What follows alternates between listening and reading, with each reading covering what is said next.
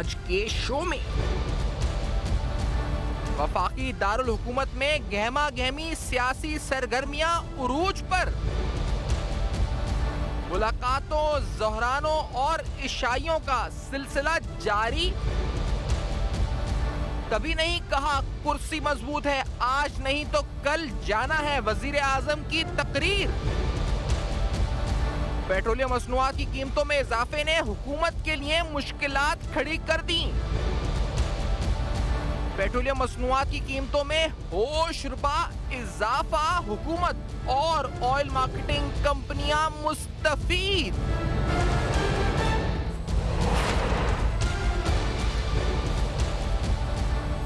السلام علیکم۔ بس پردہ حقائق سنسنی خیز انکشافات پروگرام بے نقاب میں ہوں آپ کے ساتھ سفان خان۔ پیٹرولیم مصنوعات کی قیمتوں میں اضافہ، اس کے بعد سیاسی طور پر دیکھا جائے تو ایک گہما گہمی وفاقی دارالحکومتوں میں نظر آئی۔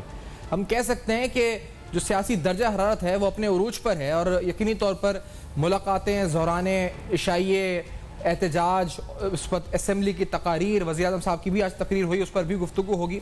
لیکن جو پرائسز کے حوالے سے آپ کے سامنے ایک اہم ترین سارٹ ندیم بابر صاحب کا پہلے آپ کو سناتے چلتے ہیں، جو کہ اس وقت کا ہے جب انٹرنیشنل مارکیٹ میں پیٹرولیم مصنوعات کی قیمتیں کم ہوئی تھیں اور وزیر اعظم صاحب سینئر صحافی اور اینکر پرسنز کے ساتھ تھے، اور ان سے پوچھا گیا تھا کہ یہ پرائسز پاس آن کیوں نہیں ہوئی فوری طور پر، تو انہوں نے ایک لیگ ہوتا ہے وہ سمجھایا تھا۔ لیٹس ہیئر دس فرسٹ کہ جو وزیر اعظم کے مشیر ہیں انہوں نے کیا کہا تھا پیٹرول کے پرائسز کے بارے میں اس پر۔ Let's hear this first. تیل کا سسٹم ہے نا، وہ یہ ہے کہ تقریباً 1 سے 1.5 مہینے کے لیگ سے پرائس افیکٹ آتا ہے، کیونکہ جو ہم امپورٹ کر رہے ہوتے ہیں پیٹرول یا ڈیزل یا کروڈ امپورٹ کر رہے ہوتے ہیں، وہ ہماری ریفائنریز میں آتا ہے، ادھر پروسیس ہوتا ہے اور پھر آگے جاتا ہے۔ تو یہ جو پرائس افیکٹ ہے یہ تقریباً 45 دن کے لیگ سے چل رہا ہوتا ہے۔ تو یہ جو 15 روپے ہے یہ اس لیگ کو سامنے رکھتے ہیں، اور اس میں جو پی ڈی ایل چل رہا تھا اس کو ڈراسٹکلی ریڈیوس کیا گیا ہے۔ اگر یہی پرائسز پریویل کرتی رہیں اگلے 1-2 مہینے انٹرنیشنل مارکیٹس میں تو یہ فردر ریڈیوس ہوگا۔ تو اس لیگ کا ذکر ہوا تھا کہ ایک لیگ کے بعد یہ امپیکٹ آتا ہے، اور اب کہا جاتا ہے کہ 2 دن قبل 3 دن قبل ایک اس وقت آئل امپورٹس کے حوالے سے جو لیٹسٹ پرائسز آئیں، اگر ان کو انکارپوریٹ اس وقت نہیں کیا جاتا تو شاید یہ 32 روپے تک کا اضافہ پہلی تاریخ کو کرنا پڑتا۔ تو پھر یہ وہ کون سا فارمولا تھا جو اس وقت سمجھا جا رہا تھا، شاید وہ صحیح تھا، یا اب جو فیصلہ ہوا یہ غلط ہے، یہ صحیح تھا؟ پھر جو ہولڈنگ ہوئی اس پر، یعنی جو ہم نے سٹاکس چیک کیے او ایم سیز کے 35,000 M T M S, 38,000 M T یعنی metric ton H S D جو تھا وہ 26 جون 2020 تک جو ہولڈ کیا ہوا تھا آئل مارکیٹنگ کمپنیز نے۔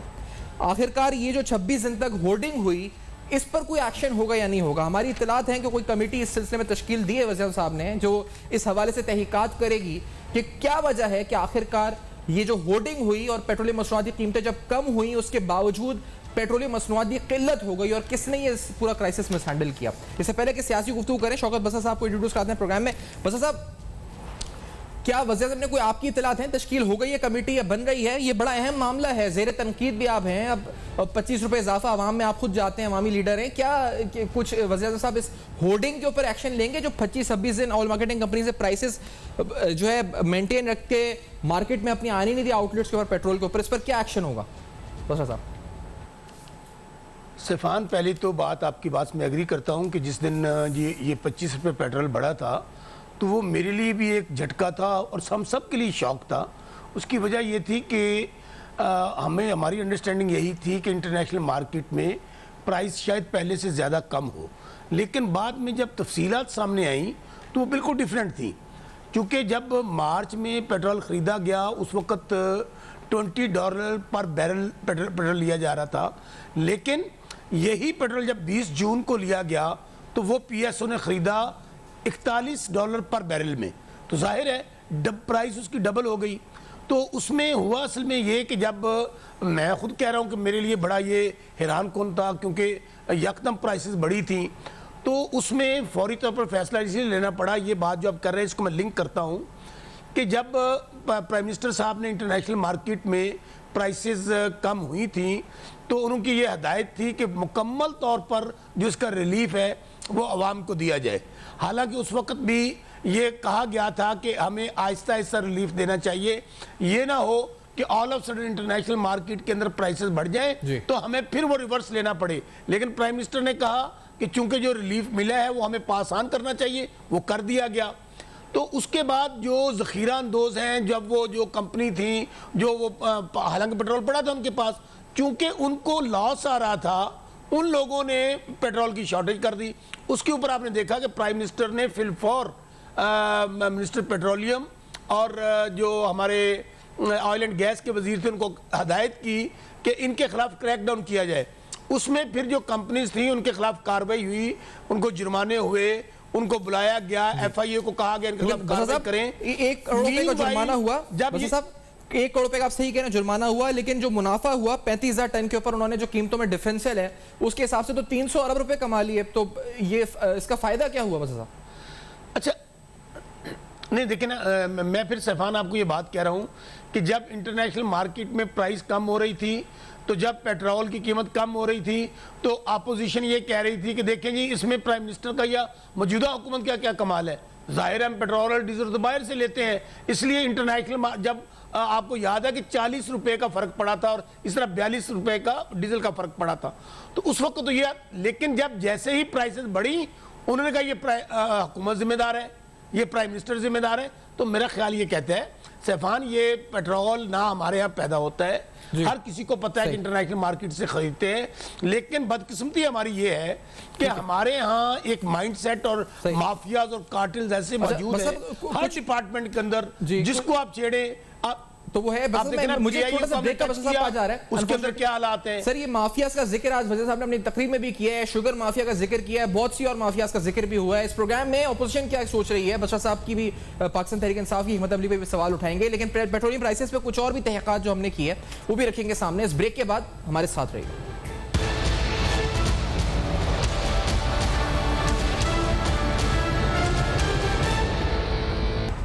Welcome back. آپ دیکھ رہے ہیں بے نقاب, اور بے نقاب میں اہم ترین سوالات. پیٹرولیم مصنوعات کے ساتھ ساتھ سیاسی درجہ حرارت میں بھی اضافہ ہے. آج بھی اسلام آباد میں ہم نے دیکھا کہ اپوزیشن مشترکہ طور پر احتجاج کر رہی تھی.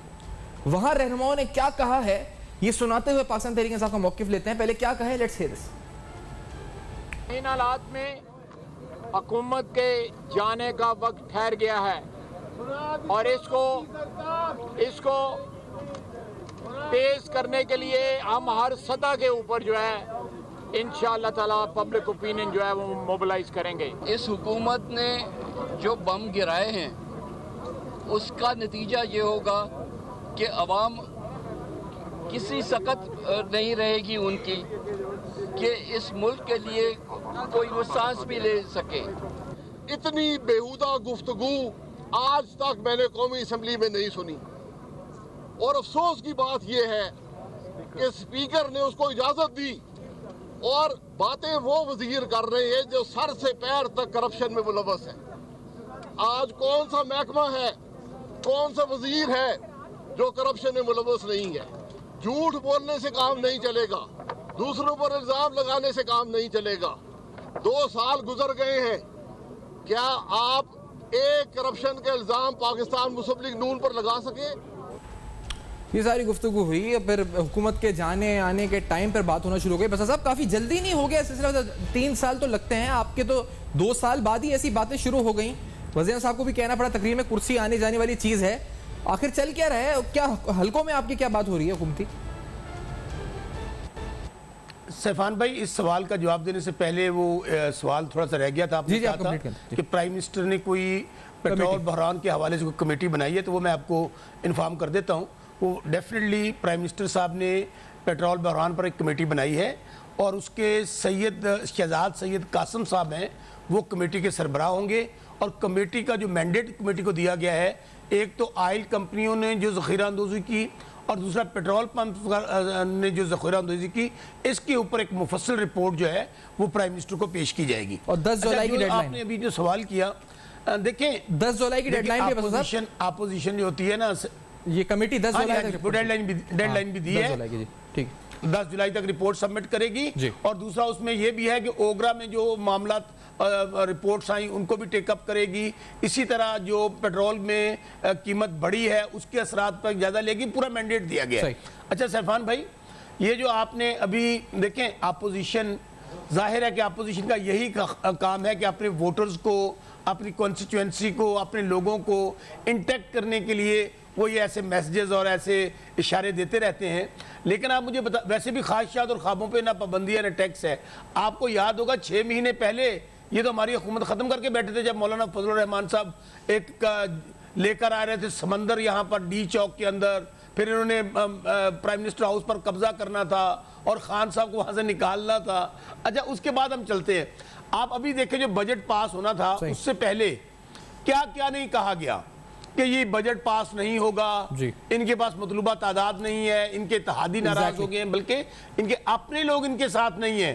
ابھی دیکھیں ہمیں جو ووٹ ملے ہیں وہ ہمیں پہلے سے بھی زیادہ ملے ہیں, ہمارے ووٹر سے بھی زیادہ ملے ہیں. کمیٹی بنائی ہے بالکل آپ اس پر آپ نے جب ابھی بتایا بھی کمیٹی بن گئی ہے. میں محمد زبیر صاحب کو کہہ دوں پروگرام میں, محمد زبیر صاحب ایک کمیٹی ذخیرہ اندوزی کے حوالے سے تشکیل دے دی گئی ہے, نون لیگ کا لائن کٹ گئی ہے. بس صاحب آپ کنٹینیو کیجئے گا پلیز بات اپنی.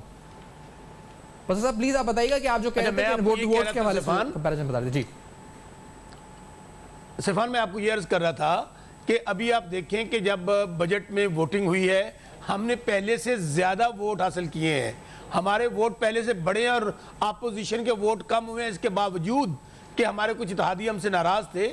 اس کا مطلب یہ ہے کہ اپوزیشن کے اندر بہت بڑی دراڑ ہے. اپوزیشن کے ایم این ایز, نون لیگ کے, ان کے اور پیپلز پارٹی کے, وہ اپنی قیادت سے نالاں ہیں سخت, بالکل جیسے سینٹ میں ہوا تھا. اس لیے یہ ان کا حق ہے. اور میں سمجھتا ہوں اگر اپوزیشن یہ سمجھتی ہے صرف نعرے لگانے کی حد تک, اسمبلی میں شور مچانے کی, ٹاک شوز کی حد تک, پھر عملی طور پر ان کو اس کا مظاہرہ کرنا چاہیے. وہ آئیں نا, نکالیں عوام کو ہمارے خلاف, ان کو پتہ چل جائے گا کہ عوام ان کے ساتھ ہیں یا کس کے ساتھ ہے. ہاں ہمیں مسائل ضرور ہیں. میں جیسے بھی اپنے پیٹرول کی بات کی, یہ مشکل فیصلہ تھا جو ہم نے لیا اور اس سے لوگ ہم سے نالاں ہوئے ہیں, لوگ ہم سے ناراض ہوئے ہیں کہ ہم سے خوش نہیں ہوئے ہیں. اس طرح مہنگائی ہے, بے روزگاری ہے.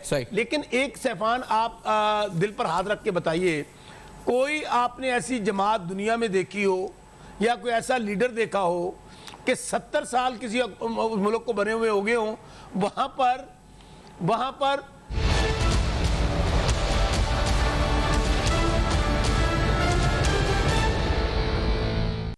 Welcome back. آپ دیکھ رہے ہیں بے نقاب. اور پیٹرولیم مصنوعات کے حوالے سے ہم نے آپ کو بتایا کہ کس طرح 35,000 ٹن ایم ایس اور ایچ ایس ڈی یہ ذخیرہ اندوزی ہوئی, قلت ہوئی, بحران پیدا کیا گیا جب قیمتیں کم ہوئیں. وزیر اعظم نے نوٹس لیا ہے, ابھی یہ خبر آئی کہ ایک کمیٹی قائم کر دی گئی ہے جس میں معاون خصوصی وزیر اعظم جس کی سربراہی کریں گے. اس میں D G oil, petroleum institute کے سی او اور ex G M Pakistan state oil بھی شامل ہوں گے, senior G M P S O بھی شامل ہوں گے.